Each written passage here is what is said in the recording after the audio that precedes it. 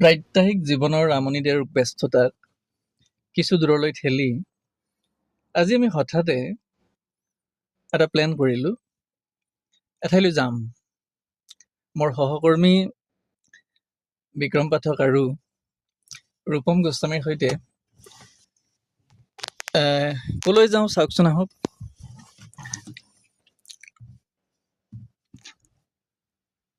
ইতিহাস, বিশ্বাস আৰু প্ৰকৃতিৰ এক সুসমন্বয়ৰ প্ৰতীক হিচাপে চিহ্নিত হোৱা এখন ঐতিহ্যমণ্ডিত ঠাইলৈ আমি যাবলৈ ওলাইছোঁ।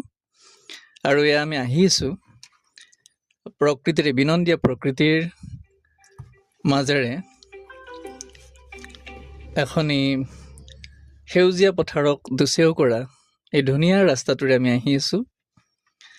ইমান অনাবিল এক আনন্দ অনুভৱ কৰিছোঁ প্ৰকৃতিৰ এই মায়াময় পৰিৱেশৰ মাজত নিজকে বিচাৰি চোৱাৰ এটা প্ৰয়াস কৰিছোঁ। এই যে আমি গতানুগতিক জীৱনৰ এই ব্যস্ততাবোৰক বাবে আমি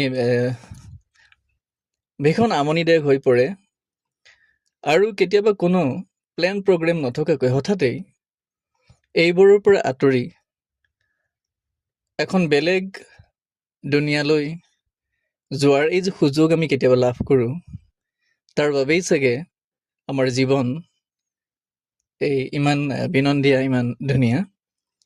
আমি প্ৰকৃতিৰ এই ধুনীয়া পৰিৱেশৰ মাজেৰে আজি আহি আমি উপস্থিত হৈছোঁহি বজালীৰ এখন ঐতিহাসিক প্ৰসিদ্ধ কলিবাৰী থান, যিখন বিশ্বৰ ইতিহাস ক্ষেত্ৰৰ ভিতৰত এক বিৰল ভূমিকা পালন কৰিছে, কিয়নো এইখন থানতেই আমি দেখিবলৈ পাম, প্ৰত্যক্ষ কৰিবলৈ পাম এছিয়াৰ দ্বিতীয় বৃহত্তম এবিধ বটগছ।